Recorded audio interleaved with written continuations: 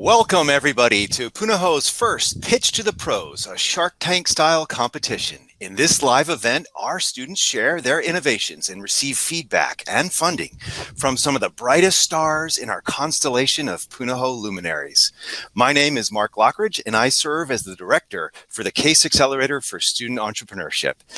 In this event, we will first meet our judges, who will each take a minute to share a little bit about their background. Then we will meet each of the contestants. Each team will share their 2-minute video pitch. Then they will briefly answer questions live from the judges. Once all 5 teams have had a chance to present, the judges will meet backstage for 5 minutes while all of us vote for the People's Choice Award. Each judge has $1,500 to distribute amongst the contestants as they see fit. We'll conclude with the judges' feedback and funding amounts for each team. It is now my great pleasure and honor to introduce our judges. Please meet Mrs. Jean Case. Thanks, Mark. It's a pleasure to be here this afternoon with everyone. I know it might not be afternoon where you are. So I'm Jean Case. I'm chairman of the National Geographic Society and CEO of the CASE Impact Network, and a big fan of Punahou.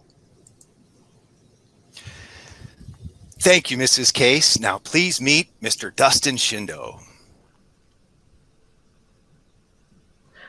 Hi, Mark.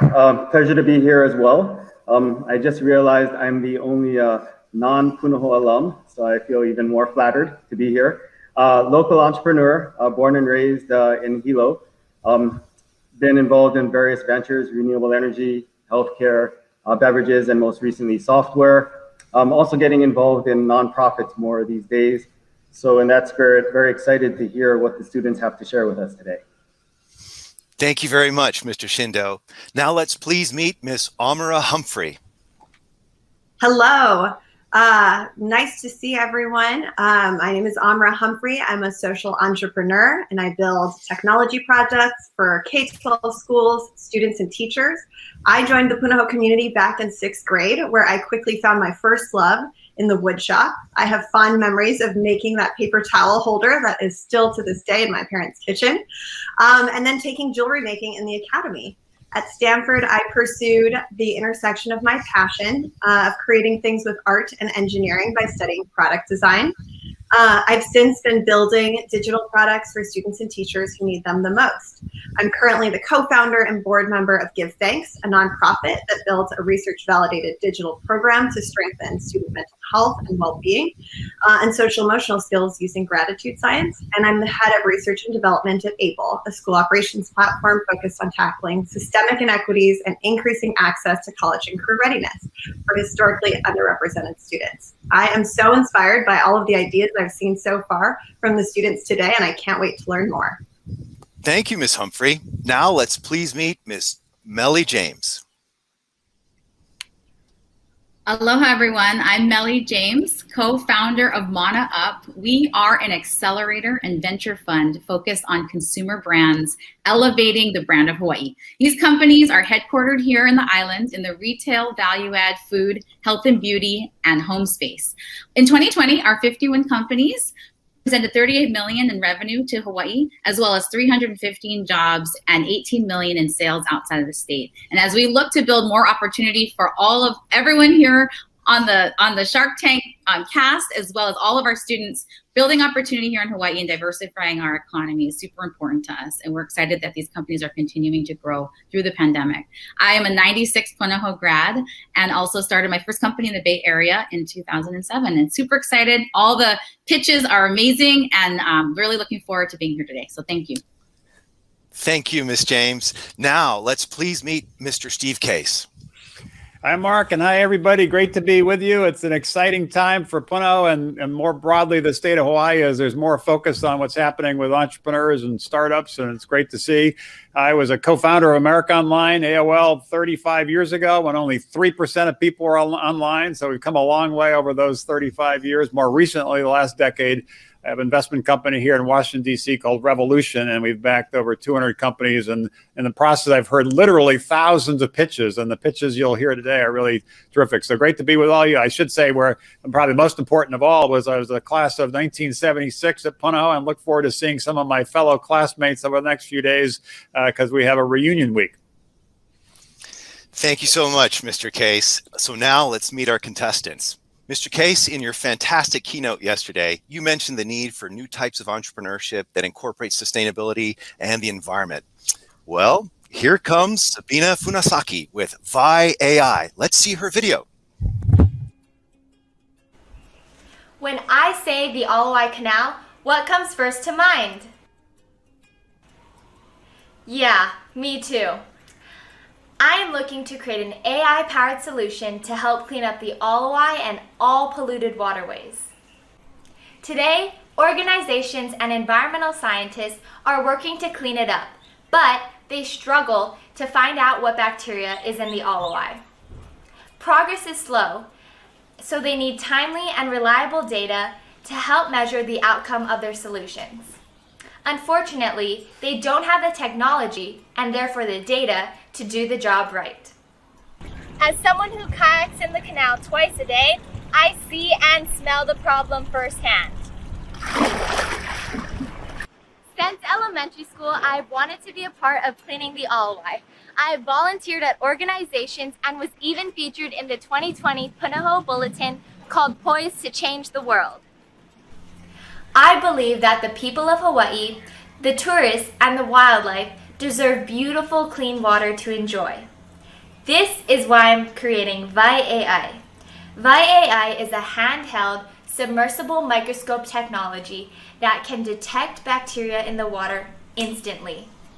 Using edge computing and neural networks, this gives the scientists the information they need in minutes, saving them an entire day's worth of time and wasted resources, plus giving them way more data than they currently have. I've already developed an AI that classifies clean and dirty water. I'm asking for $2,000 to create a working prototype that expands the classification of bacteria, then to move on to the product design phase. As heartbreaking as it is to watch the Alawai deteriorate, I am excited to implement this new technology to help scientists clean up the waterway and keep Hawaii a paradise.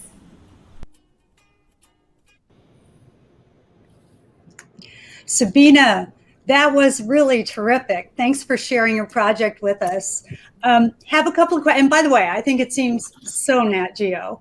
I have a couple questions for you, starting with, what have you thought about in terms of engaging unlikely partners that could help you accelerate as you try to take your product forward? Hi, I'm so excited to answer your questions today. And to answer your question, I am really excited to reach out to different environmental scientists because based on a quick Google search, there are 90,000 environmental scientists out there. And so I really think they would love my product. Different companies, I still have to make my prototype first. So that would be the first step. And then to find biologists and engineers to help me create the product itself. Great. Well, I wish you the best. Thank you. Great. Thank you, Sabina. Do we have Dustin? Question from Dustin?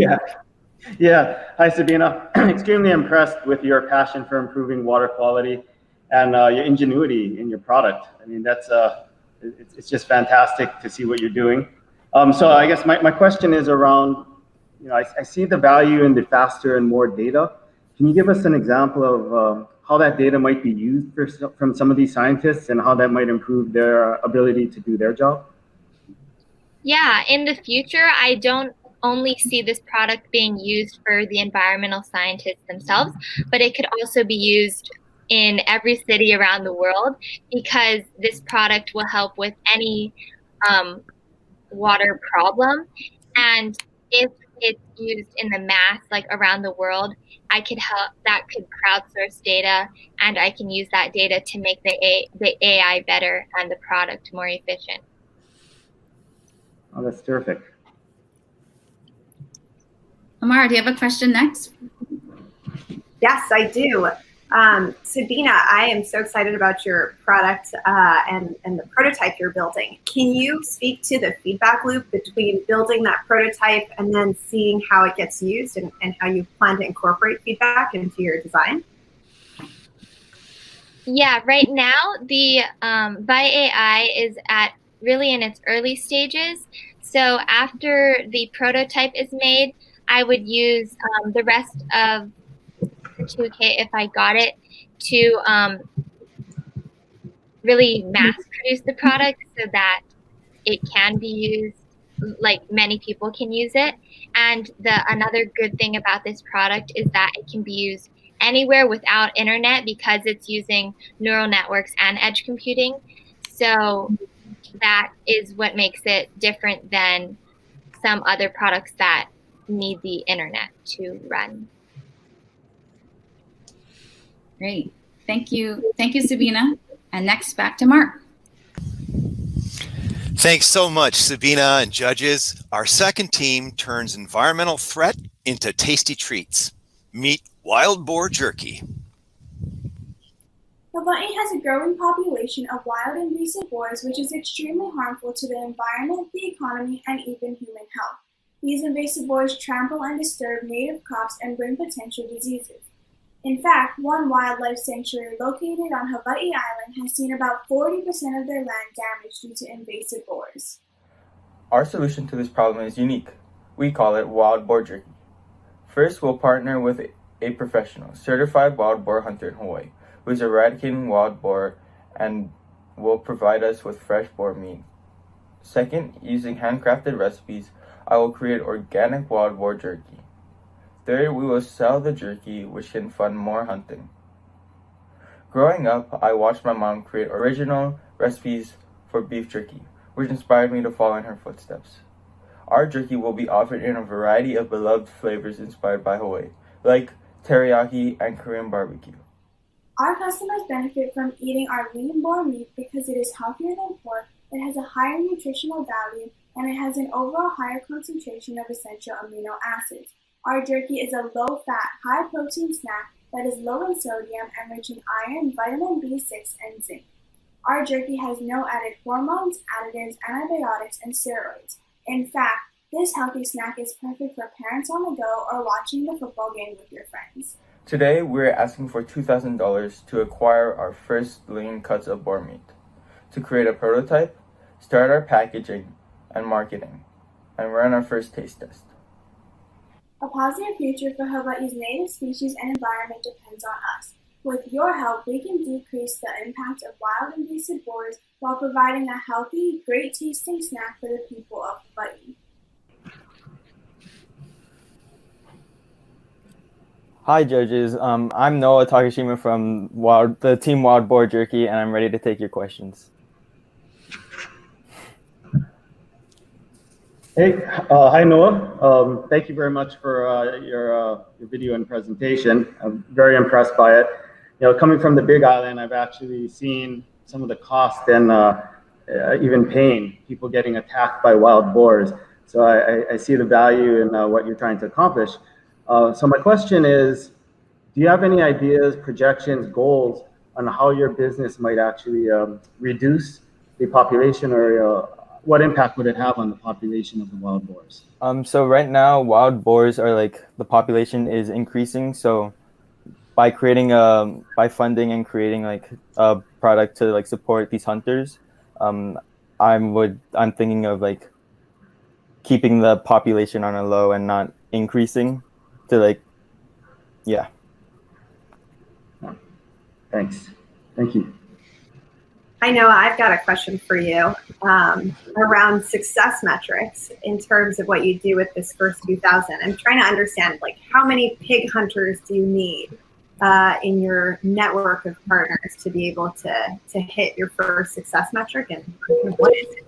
So right now, there's only one USDA approved hunter in Hawaii. So it's not that much you can go from there. We would have to get more or make more approvals to expand that way. Got it. So you need USDA approved pig hunters. Yeah. Thank you.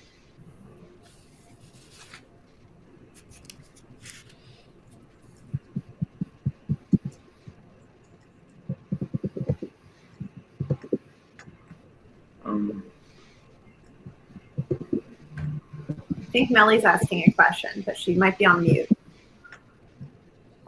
Oh, sorry about that. We have a company similar to this, Maui Nui Venison, doing the same thing with venison. And do you foresee any challenges with USDA certification with the slaughterhouses? And my second question is, what inspired you specifically about your mom's processes when she was doing jerky back in your youth? So for your first question, we went over this problem with Chef Gooch, who's my advisor, and we were talking about different like ways of getting like a mobile USDA approved meat processing facility, and we would have to go from there. And for your second question on like how my mom inspired me, it was like just watching her and eating her tasty treats just like really made me happy. So, and then I went from there, and I was like, when I was heard from Uncle Gooch about Maui Nui, actually, it inspired me to think about other types of invasive species to actually use as beef jerky, as jerky. Great. Thank you, Noah. Back to you, Mark. Thank you so much, Noah and judges. Our third team has some amazing traction with a low-cost intervention that can make a huge difference over a lifetime. Let's meet Sasha Pakravan and Words 4. Did you know that 1 in 6 adults in Hawaii are functionally illiterate? In fact, for every dollar that a literate individual earns in our state, an illiterate counterpart earns a meager 44 cents, amounting to nearly $1 million less per lifetime. Today's parents are left frustrated as they recognize the challenges that their children are forced to face in terms of literacy. But they're left hopeless due to a lack of effective and affordable resources. And I get it. I was an ESL student myself, so I fully understand what it feels like to be in elementary school struggling to learn to read. And that's why I'm so excited to introduce you to my organization, Words 4. Words 4 creates educational reading videos and resources for students from K to 5 that instills within them a joy and confidence in reading. All of our free resources are specialist approved and easily accessible on YouTube. Today, we have over 96,000 YouTube views, 2,000 unique viewers, 1,000 returning students, 6 partner schools, and 26 specialists. And we're just getting started. Our 501c3 status, brand recognition, and professional partnerships make us a powerful force for real change in Hawaii. And when kids get involved with Words 4, they'll discover a joy and confidence in reading. Their parents will have a free resource that allows them to save money without risking quality. And together, those families can break the generational cycle of illiteracy and gain hope for a better future. So with all that said, I am requesting $2,000 of funding to take my project to the next level. With those funds, we will be launching a new project wherein students can write their own stories, which we will publish and record, adding them to our expansive video library. With your help, we will continue our successful and proven video-based platform with a new student-led angle.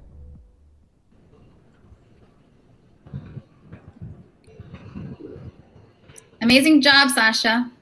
And I think our first question comes from Amara. Yes, absolutely. Sasha, wow. I can't believe you've been working on this from since 2019. Congrats, first of all, on your progress so far.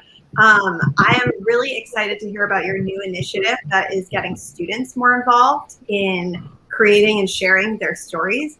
Can you tell me about how many students you think you want to get in this first kind of run at that initiative, and what does that look like? Well, first of all, aloha, Ms. Humphrey, and thank you everyone for your support and time.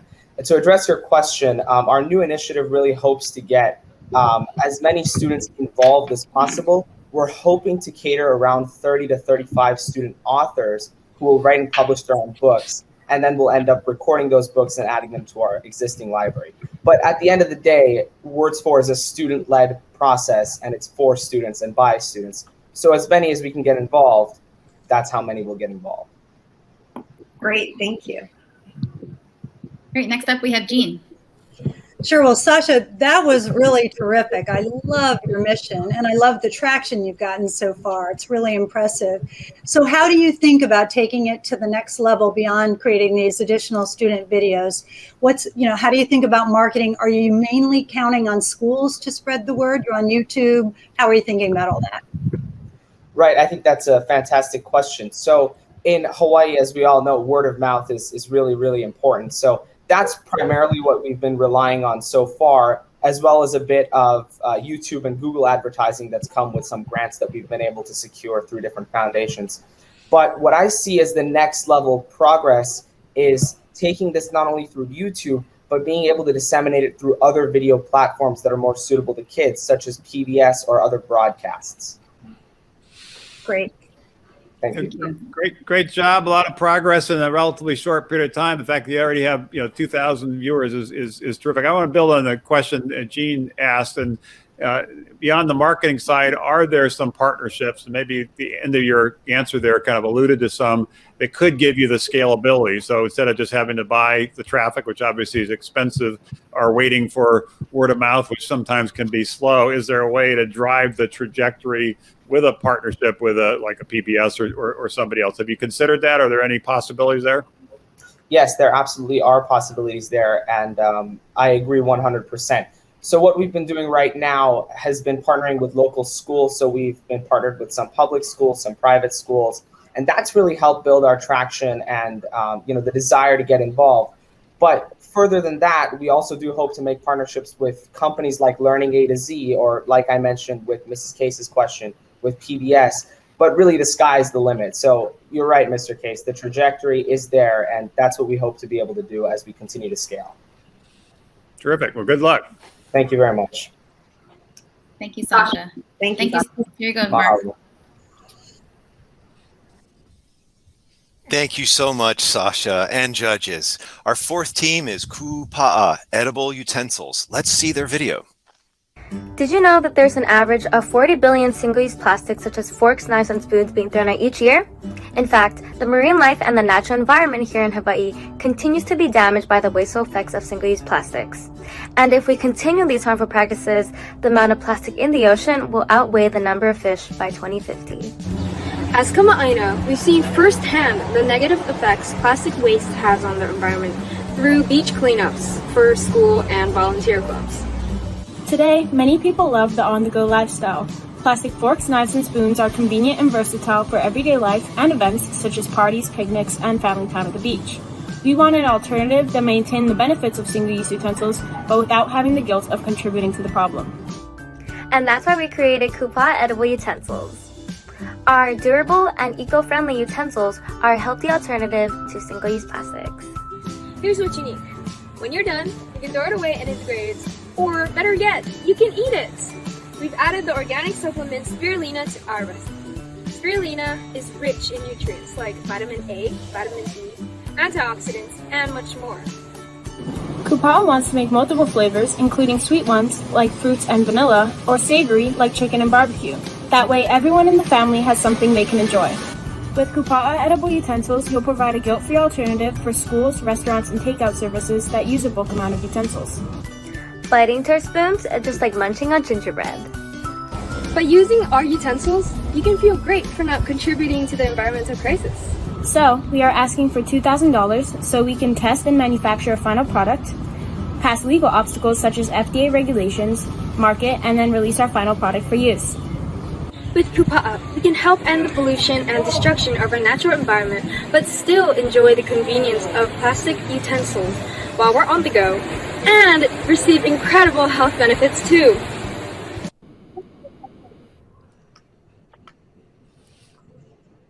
Great job, Ella. So my first question is, you mentioned funding you're looking for to finalize your prototype. Can you share more about where you're at with your prototype and that process, and then also how you're masking that spirulina taste? Oh, yes. Thank you for having me.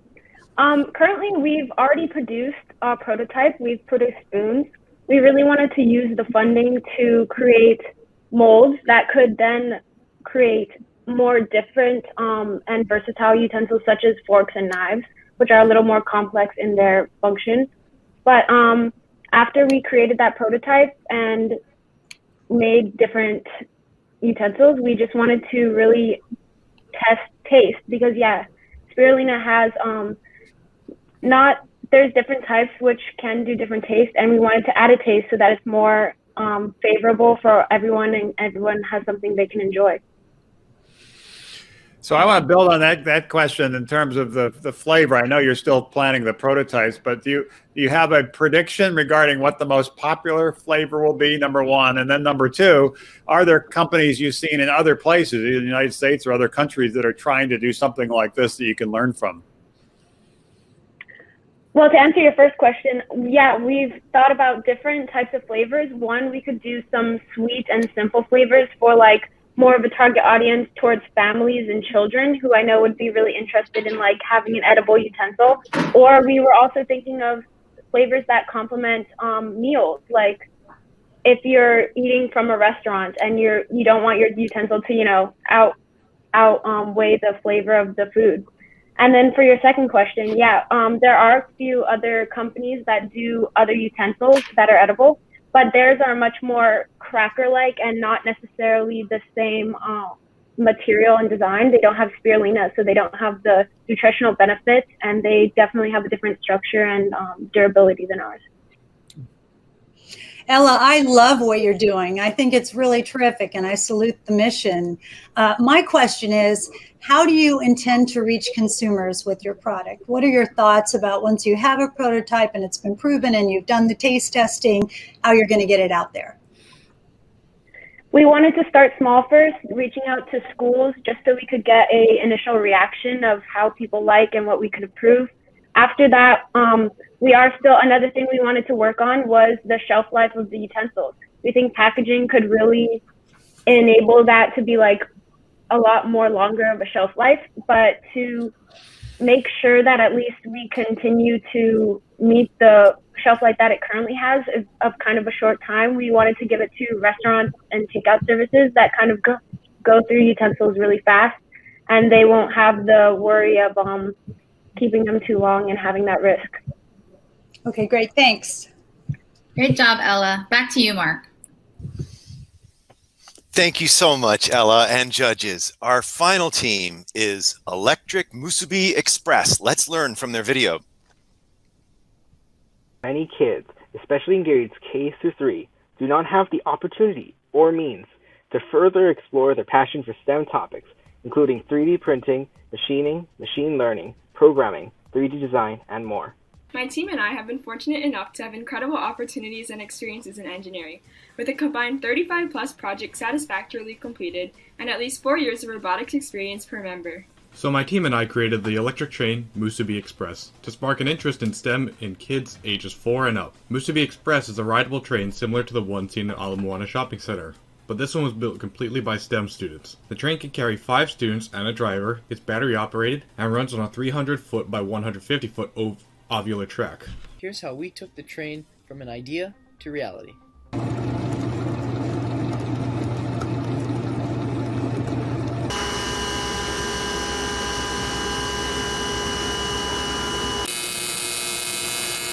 Our train is more than just a kids' ride for Carnival, though all our test riders thoroughly enjoyed it.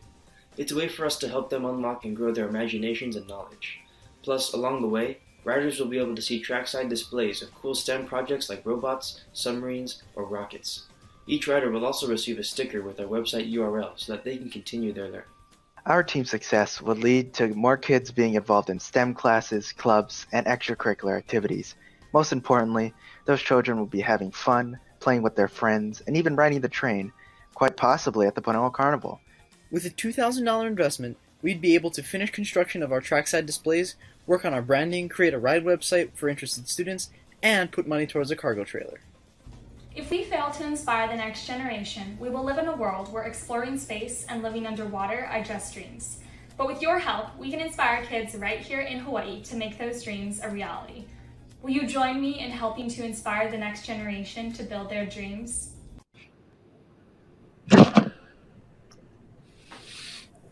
Great video, and I love the team dynamic. Entrepreneurship is a team sport. It's great to see so many people focused on such an important mission around STEM and exposing people to some of the concept 3D printing and so forth. I love the connection with obviously the Puno Carnival. My question is, beyond that first one you build for the Puno Carnival or other places, how many do you think you need to build? Who are some of your customers that you want to attract, and what do you think is the right price point?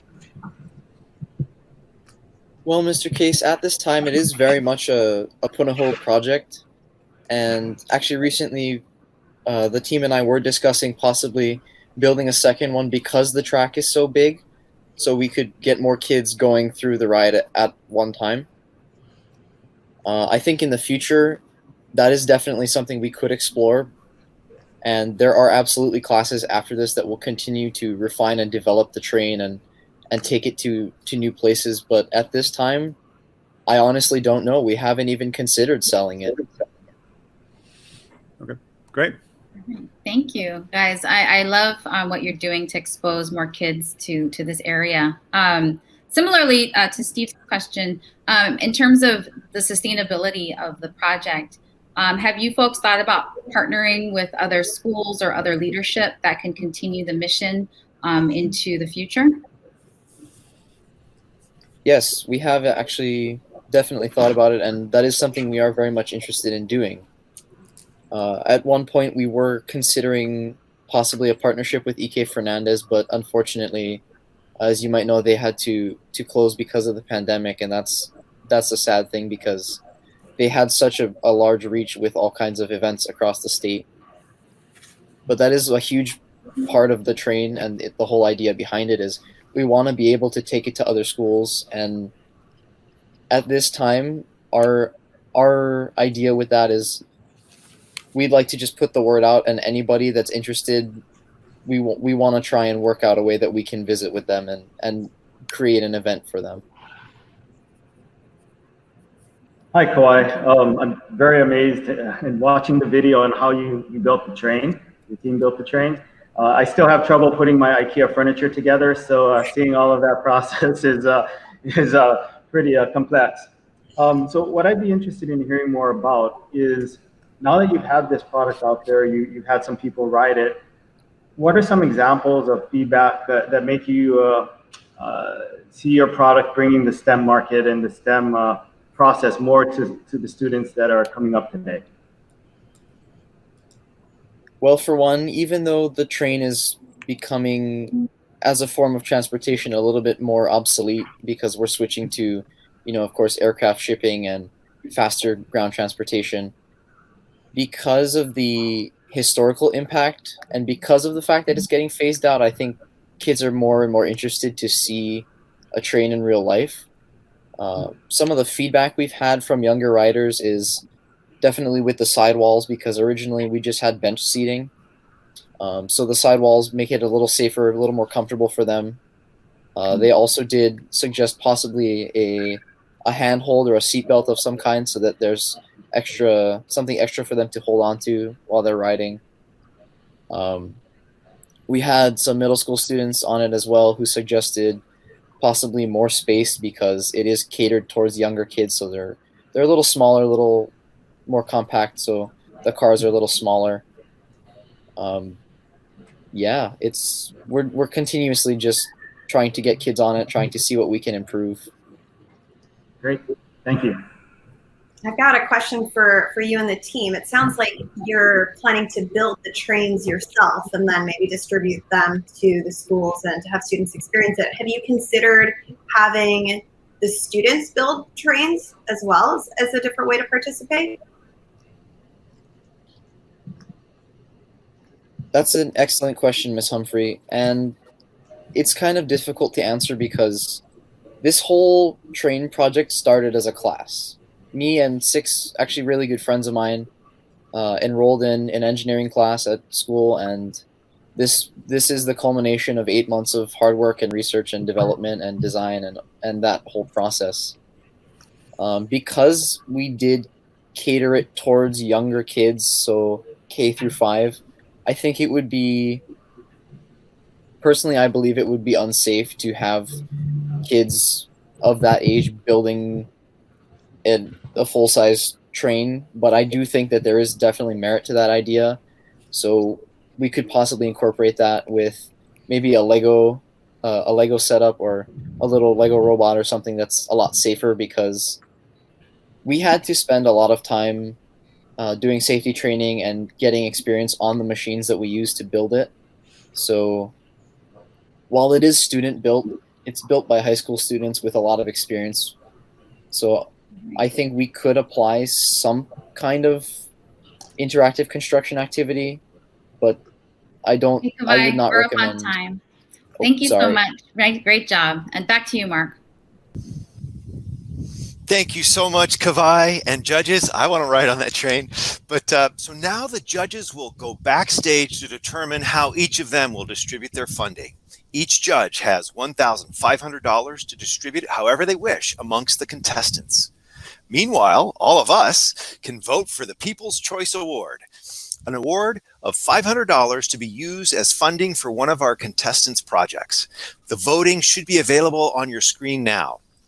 Please take the next minute to vote, and then we have a short video to share on alumni innovation as we wait for the judges to return.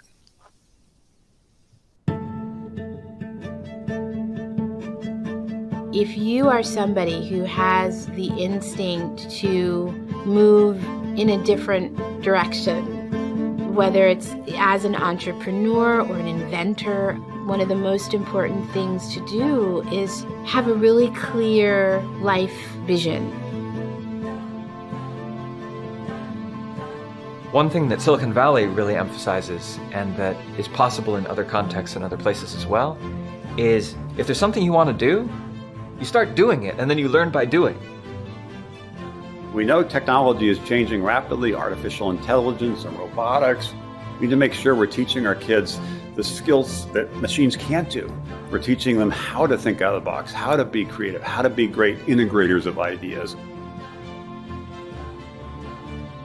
The reality is that when you get out into the world, the grades don't really matter anymore. And what really matters is the ability to take a problem and solve it and be able to showcase what you can deliver. I had this awesome opportunity at Punahou to have an amazing education and feel like I have the potential to go out and solve any problem. And at the same time, I recognize that not everybody has that. And so I see education as maybe the most important lever for social change.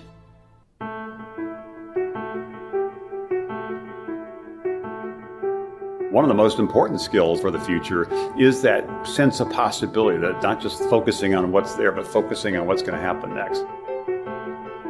Today, if you want to lead, you have to sort of take a step back and look at what are the huge trends that are happening in the world, and how does a company need to reposition itself? How does a product need to reposition itself? Where I see people fail is sort of people assuming that things will stay a certain way. You're never really going to stop learning. You're never really going to stop being a student. That is what helps you adapt to the changing conditions. As business and industry becomes more global and virtual and mobile, we are seeing that innovation is directly linked to our ability to collaborate across fields, across borders, across disciplines. And some of the most extraordinary things that are emerging are happening through that model of production.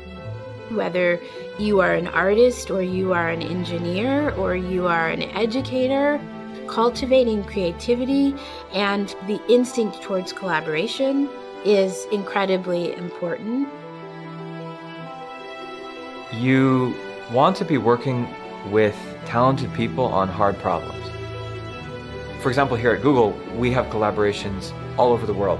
And so learning how to work across cultures, learning how to work across different skills and expertise, I think is extremely valuable.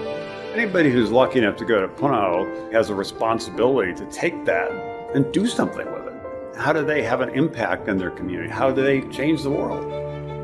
This is a moment of great opportunity, but it's also a very challenging time. And so I think it's really important for students not just to think about what they personally are going to do, but what the best and highest leverage thing is that they could possibly do that would help us move civilization forward and solve some of these problems that we're facing.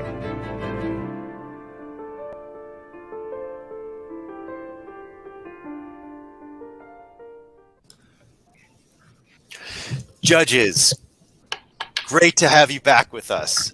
I will step out to allow our first contestant to hear her feedback from the judges. Sabina Fukunaga of Vi AI, welcome back. Hey, Sabina. We were just thrilled to hear your presentation together. We found it innovative and inspiring. We thought you had a clear plan. It's clear there are opportunities for some partnerships that we think you should pursue if you take your idea forward. And overall, we think you did a really strong job on your presentation. Thank you.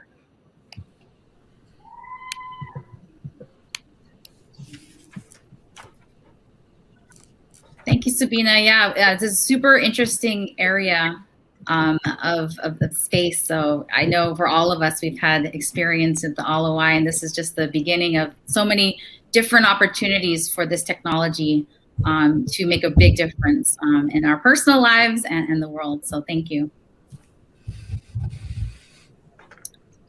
Yeah, the ROI was bad when I was a kid, and it hasn't gotten any better. It's just gotten worse. So good for you. Yeah, for sure. Thank you.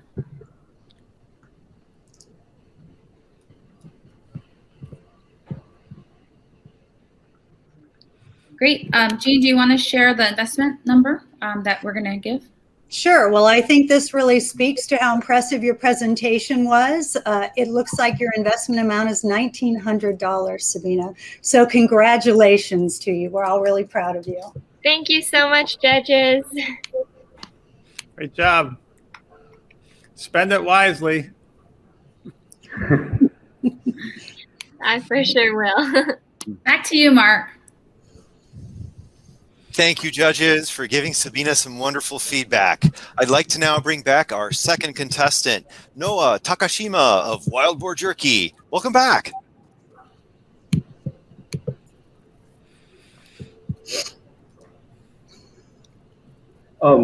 Hey, Noah, thanks so much for sharing your vision for your product and your business.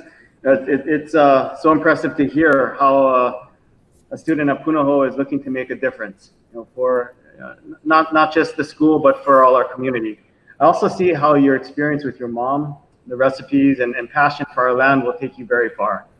So I did some quick searches and saw that there is a market for wild boar jerky out there, but none are from Hawaii. So I think that might also be a nice angle for you as you pursue your vision.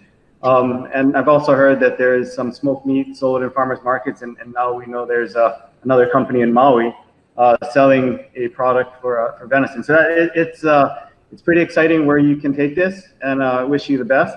I'm very happy to share that we've awarded you collectively $1,200 for you to take your business to the next step. Thank you. Yeah, great job, Noah. As I know quite a bit about Maui Nui venison. I know you've done some research. That's a great path looking at success and why people are moving more towards wild meat, and it's hugely popular. They've gotten some major investments from some pretty heavy hitter investors. Tim Ferriss, definitely an appetite and a market for this, and you're really onto something. Not only helping to rid Hawaii lands of animals that are not helping us, but also looking at erosion and all these other things that are happening with their presence here. So thank you so much.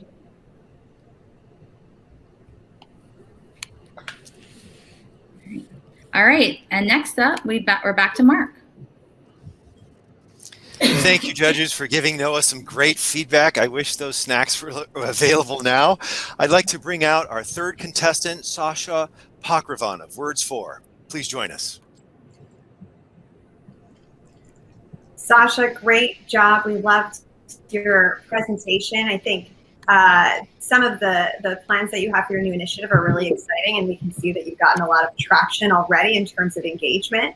I think, we heard some really interesting questions around marketing and growth. And so as you start to use the investment we're going to give you, I think looking at how you want to scale your business and take and increase your reach is really interesting. I think the other thing that we'd like to know is how do you want to start to move from that engagement to actual impact? And so when do you start measuring that some of the videos and the approach you're taking is really changing the literacy rates in Hawaii? I think I really appreciated the passion and the serious nature of how you've tackled this problem. And so I'd love to see more of that in the future. The investment that we're going to make in your company is $1,700. So congratulations. Thank you very much for everything. You know, Sasha, I thought you did a terrific presentation. I thought you hit on so many of the points the judges wanted to hear about. And I would encourage you in the future, as you think about these partnerships, to make that part of your pitch as well. But great job. I think we were all inspired. Will do. Mahalo. Back to Mark. Back to you, Mark. Thank you, judges, for giving Sasha some excellent feedback. I'd like to now bring back our fourth contestant, Ella Williams of Kupa'a Edible Utensils. Welcome back. Hey, Ella. Great job today. I really love how you're tapping into a few different trends happening in the consumer space, especially around sustainability. We're seeing now more big box stores requiring it. So this isn't a special niche thing anymore. This is the way of the future and what will be required. And so I love how you're ahead of this. And also, you know, I can't wait a certain day when I can have an extra special treat in addition to what I don't think I'll have to count those calories, right? If I eat the utensil, that's not part of the meal. But I love how you're thinking about these flavors and health benefits. All of these are very trending right now. So you're really hitting on quite a few things. So excited with the funding that we're going to be able to give you to be able to continue moving forward with those prototypes. And the funding we're going to be giving you today is $1,500. Thank you so much.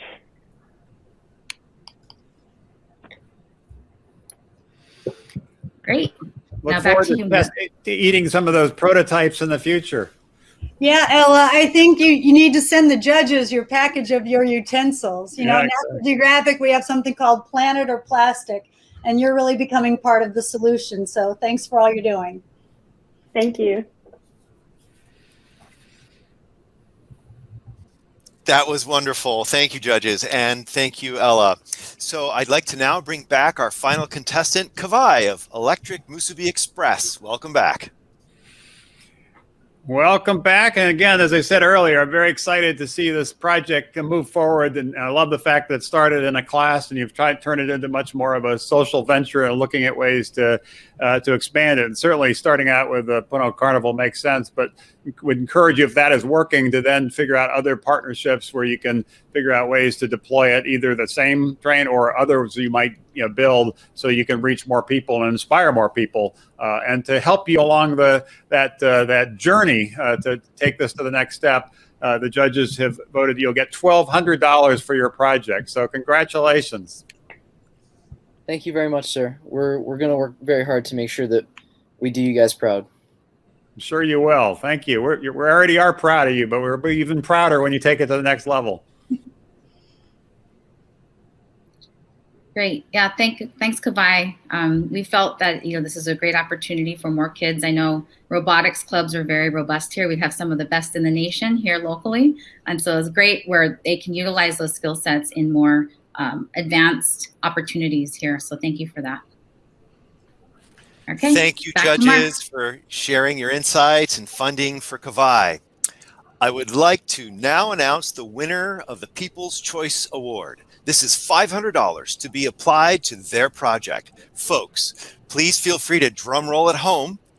The winning team is Words For. Congratulations, Sasha. Thank you all for participating today. Thank you, judges, for so generously giving your time and advice for this rising generation of innovators. And thank you, contestants, for being, as Mrs. Case said so eloquently earlier this morning, for being so fearless and imagining better futures for all of us. I don't think there's any school anywhere that sets up their students for this kind of success better than what we have here at Punahou with our incredible alumni and mentors and students.